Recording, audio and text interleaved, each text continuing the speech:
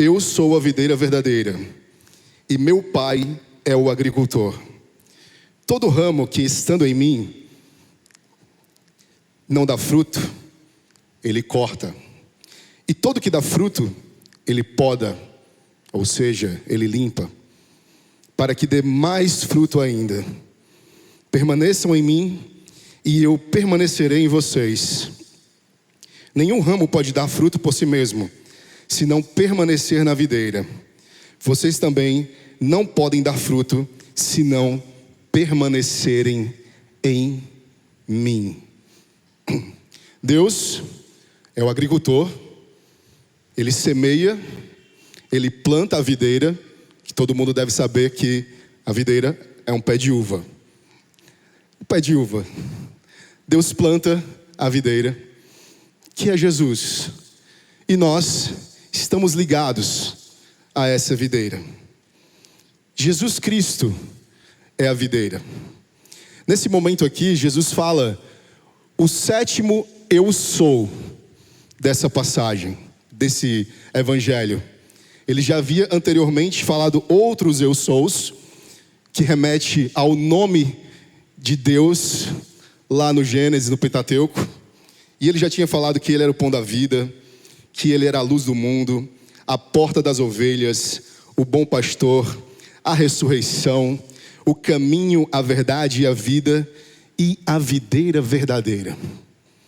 E tem um ponto aqui muito interessante e muito importante, porque um dos símbolos da nação de Israel era a videira. Inclusive, em uma das flâmulas na entrada do antigo templo, existia uma flâmula, uma bandeira na entrada com o símbolo de uma videira. Porque Israel também era simbolizado como a videira. E Jesus está aqui falando que não era Israel a verdadeira videira. Não era a nação de Israel. A nação de Israel que não existe mais hoje, essa nação bíblica. Ele está apontando que aquela nação não era a videira. E sim, que ele, Jesus, é a videira. E isso já quebrou, como das outras vezes, os religiosos, que no Evangelho de João vão ser sempre citados ou chamados de judeus, como vocês devem ter lido. Isso já deixou os judeus, os religiosos, enfurecidos, porque para eles a videira era Israel. E como eles não reconheciam Jesus como Messias, isso já foi um motivo de grande burburinho e de grande revolta contra Jesus. Jesus Cristo é a videira verdadeira. Vamos seguir. Eu sou a videira, vocês são os ramos. Se alguém permanecer em mim e eu nele, esse dá muito fruto, pois sem mim vocês não podem fazer coisa alguma. Se alguém não permanecer em mim, será como o ramo que é jogado fora e seca. Tais ramos são apanhados, lançados ao fogo e queimados. Se vocês permanecerem em mim e as minhas palavras permanecerem em vocês, pedirão o que quiserem e lhes será concedido. Que frutos são esses, gente? Que frutos são esses? Talvez quem venha de uma realidade pentecostal ou talvez neopentecostal, acredite que esses frutos são os frutos da evangelização, né? Você vai evangelizando e você vai trazendo pessoas para a igreja e esses são os seus frutos. Pode ser. Mas os frutos que Jesus está falando aqui são frutos espirituais. Frutos espirituais que são, por sua vez, reflexo de um reino espiritual. E a gente está falando aqui, e Jesus está falando aqui, de um reino invertido. A gente está lendo João e a gente percebe que Jesus está o tempo todo falando de um reino. Porém, os valores desse reino são completamente diferentes do que está estabelecido no mundo, dos valores do mundo, do que é importante para o mundo. O reino de Jesus, o reino dos céus, o reino que ele apregoa e que ele anuncia, é um reino invertido. Estando e permanecendo nele, a gente precisa se atentar a isso. Vamos dar frutos se estivermos e permanecermos em Jesus. E muitas vezes estamos ligados a uma videira que não é a videira verdadeira. E isso é muito comum de acontecer na nossa caminhada, na nossa vida. Às vezes a gente vai ficar ligado a uma videira que pensamos ser a videira verdadeira, porém não é. Porque a videira que nós estamos ligados, ou que nós talvez estejamos ligados, seja a videira da religião, a videira de um rito. Talvez você esteja sendo o ramo que está ligado não à videira verdadeira, mas está ligado a uma pessoa. E como toda pessoa, como todo ser humano, com falhas e defeitos, em algum momento, caros amigos e amigas, você vai se frustrar. E ao invés de você ser nutrido pela videira verdadeira, você será contaminado. Porque você não está ligado à videira que é Jesus Cristo. E muitas vezes a gente acredita que a nossa religião é Jesus. E Jesus não disse que ele é uma religião. Jesus é uma pessoa. Mas a gente aprende de uma maneira errônea que os ritos de uma religião são que vão fazer com que a gente dê fruto. E a gente se perde nesse meio. Porque a nossa religião é uma religião que busca hegemonia. É uma religião que busca conveniência.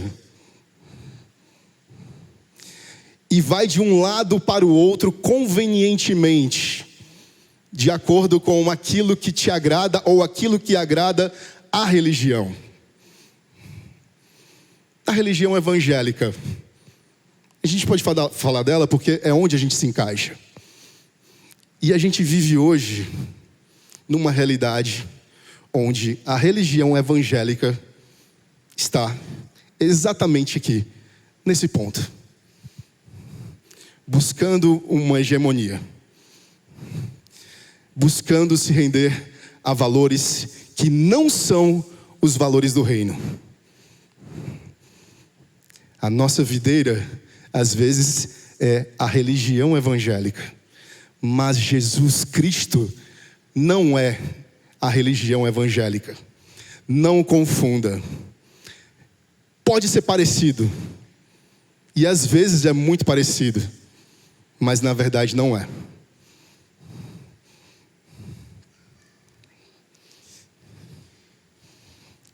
Jesus Cristo, o Logos, aquele que é a essência do Evangelion, do Evangelho, das boas novas, é a videira verdadeira.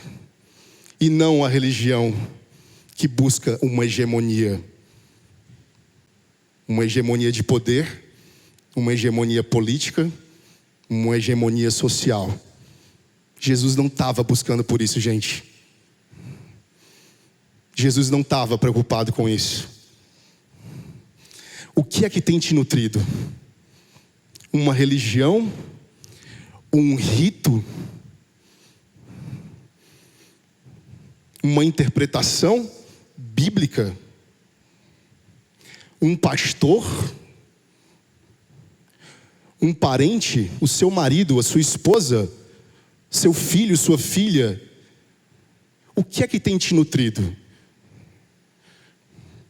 Minha esposa está aqui hoje, a pessoa que eu mais amo nessa vida, mas ela não é a videira verdadeira que nutre a minha vida e com a qual eu dou frutos, não. E se você fizer isso com qualquer outra coisa ou pessoa que não é Jesus Cristo de Nazaré, nós estaremos fadados a não frutificar, a estagnarmos, a secarmos, a sermos um galho seco, sem vida. Porque essa não é a vida e não é a nutrição que Jesus dá. Vejam bem, Deus é o agricultor, como eu já falei. Ele semeia e Ele cuida desse pé de uva, dessa videira. Jesus é a videira, nós os ramos que estamos ligados a ela. O nosso trabalho é apenas sermos nutridos por Jesus Cristo. Esse é o nosso trabalho, sermos nutridos por Jesus Cristo. E Ele está buscando a sua vida, colocar a sua vida no colo e te nutrir. Ele está o tempo todo apontando para isso.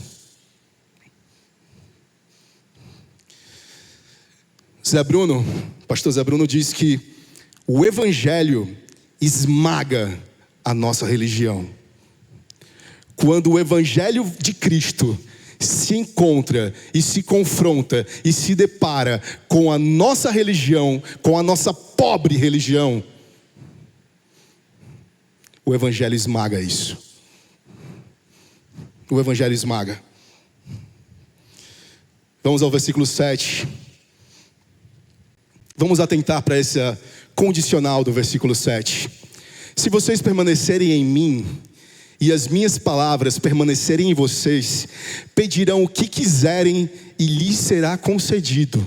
E aí, a nossa falsa religião diz assim: em nome de Jesus você vai pedir qualquer coisa e Ele vai te conceder. Não é assim que a gente aprende? Em nome de Jesus o que você vai pedir, o que você for pedir, está tudo certo, vai acontecer. É assim que a religião ensina pra gente. Pedimos o nome de Jesus e aquilo magicamente acontece. Por mágica. Será que é isso? Será que é sobre isso que Jesus está falando nesse momento? Vamos lá mais uma vez. Se vocês permanecerem em mim e as minhas palavras permanecerem em vocês, pedirão o que quiserem e lhes será concedido. O pastor Josh Moody disse o seguinte quanto a esse trecho: quanto mais conhecemos a Cristo, mais queremos o que Cristo quer. E, portanto, mais eficazes são as nossas orações. A nossa vontade torna-se mais parecida com a vontade dele. E, portanto, quando oramos pelo que queremos, agora também oramos cada vez mais pelo que ele quer. Vocês percebem a diferença? Perceberam a sutil diferença? Você não ora pelo que você quer quando você está em Jesus Cristo. Você ora pelo que Ele quer para a sua vida. Porque a oração é esse caminho e é esse elo que une a minha vontade e o meu querer com a vontade e o querer de Deus. A minha mente passa a pensar da maneira como Deus, como Jesus Cristo pensa, e não como eu penso, e não como a religião me entrega. Eu oro e peço aquilo que Deus quer, porque o meu coração está nele. E aí a gente não vai cair na besteira de fazer orações que não serão atendidas. A gente deve pedir, é claro, somos filhos. Se a gente está passando por alguma dificuldade, a gente tem que pedir, é claro, óbvio. Isso não precisa nem de uma explicação maior. O que a gente não pode é achar que Jesus Cristo, a videira verdadeira, é uma palavra mágica para você resolver qualquer coisa na sua vida. Ele é a videira verdadeira. E não uma palavra mágica. E não o nosso garçom. Pedimos o que Ele quer fazer pela gente. Porque o nosso coração e a nossa mente está nele. E não nas nossas vontades, e não nos nossos desejos, e não nas nossas ambições. A nossa vontade e o nosso desejo está nele. Amém? Amém? Amém. Amém. Vamos seguir no verso 8. Meu Pai é glorificado pelo fato de vocês darem muito fruto. E assim serão meus discípulos. Como o Pai me amou, assim eu os amei. Permaneçam no meu amor. Se vocês obedecerem aos meus mandamentos, permanecerão no meu amor. Assim como tenho obedecido aos mandamentos de meu Pai, e em seu amor permaneço. Tenho-lhes dito essas palavras, para que a minha alegria esteja em vocês, e a alegria de vocês seja completa. E aí a gente passa a entender que os discípulos, as discípulas, são reconhecidos pelos ou através dos frutos que são espirituais. E não uma bênção que você recebeu, não um aumento, não um carro novo, não um emprego melhor, não uma gig melhor, mas frutos espirituais. Bondade, mansidão, domínio próprio.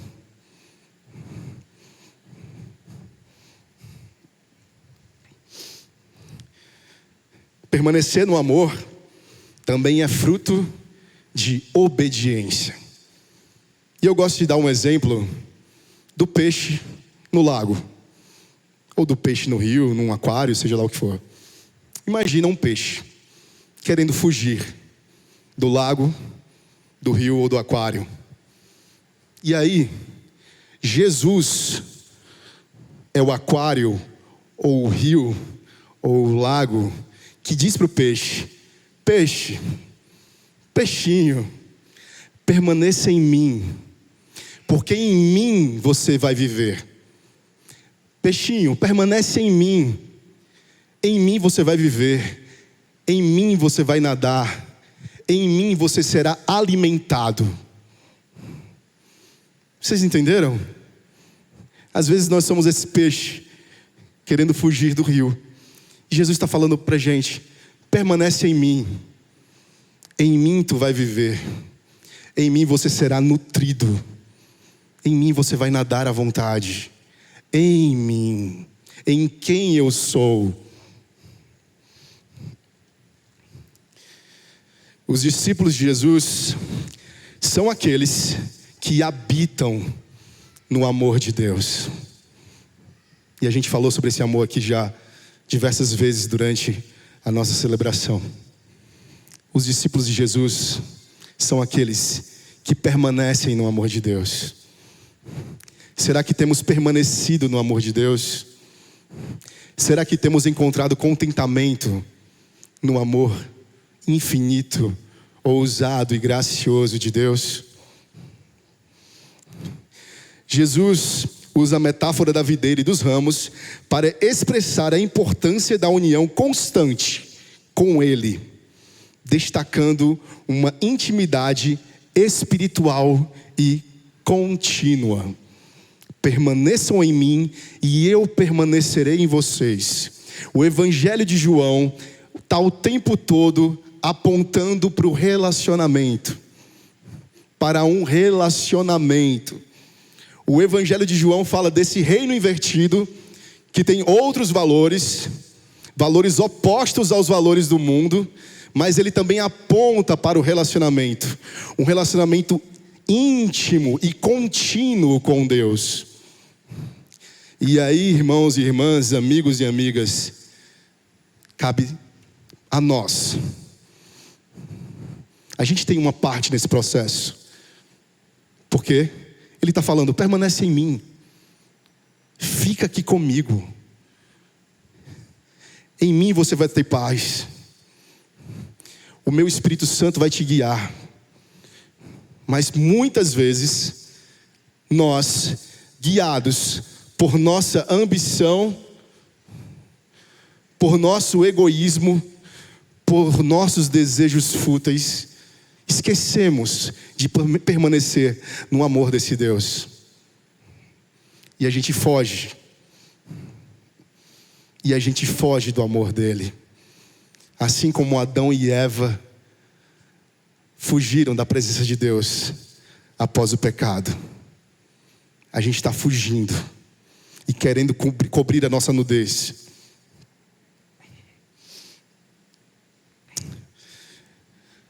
Permaneçamos no amor de Deus, porque Ele nos amou primeiro. Se nós o amamos, é porque Ele nos amou primeiro. Esse movimento primeiro começou em Cristo Jesus, na eternidade. E hoje está aqui atingindo o nosso coração, atingindo as nossas vidas.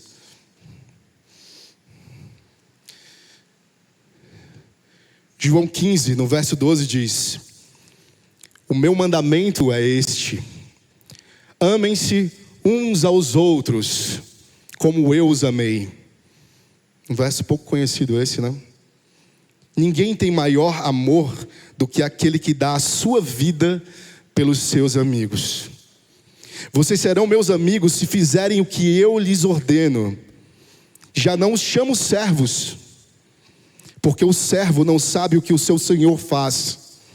Em vez disso, eu os tenho chamado amigos, porque tudo o que ouvi de meu Pai, eu lhes tornei conhecido. E a palavra para amigo aqui é a palavra grega philéu, que significa uma intimidade profunda. Vocês percebem?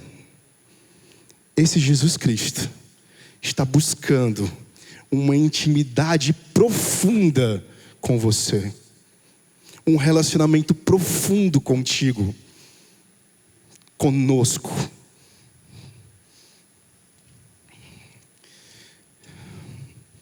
Amor e amar é serviço. Jesus dá a própria vida por seus amigos. Ninguém tem maior amor do que aquele que dá a sua vida pelos seus amigos. Vocês serão meus amigos se fizerem o que eu lhes ordeno. Irmãos e irmãs, quando é que a gente vai entender? Quando a gente vai passar a valorizar que Jesus Cristo, o nosso Salvador, o Messias, aquele que morreu na cruz por nós e ressuscitou ao terceiro dia, quando a gente vai passar a valorizar e entender que esse Jesus Cristo, Ele quer ser o nosso amigo. Esse Jesus Cristo que deu a vida por nós. Quando a gente vai entender isso, que Ele quer ser nosso amigo, é muito forte, gente. O Deus da eternidade, Santo dos santos, quer ser seu amigo. Ele quer sentar do seu lado, quer tomar um café com você. Ele quer ser íntimo de você. Ele quer ser íntimo da gente. E a gente não se importa, a gente não valoriza, porque talvez a gente não viva uma perseguição como cristãos de outros lugares. É muito fácil pegar o nosso carro e vir para cá no domingo. Não tem ninguém perseguindo a gente, não tem ninguém impedindo da gente ler a Bíblia ou prendendo a gente por isso. E aí tudo se torna muito comum, muito fácil. Galera, Ele quer ser nosso amigo. E Ele está o tempo todo insistindo nisso.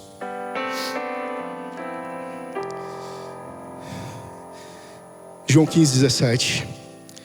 Este é o meu mandamento: amem-se uns aos outros. Se o mundo os odeia, tenham em mente que antes odiou a mim. O reino é invertido porque possui outros valores, funciona sob outra ótica, possui um outro rei. O evangelho é contracultural. Não são os valores desse mundo. Não é aquilo que é importante para esse mundo. Funcionamos no reino dos céus e no reino desse Deus de uma outra maneira. É uma outra ótica.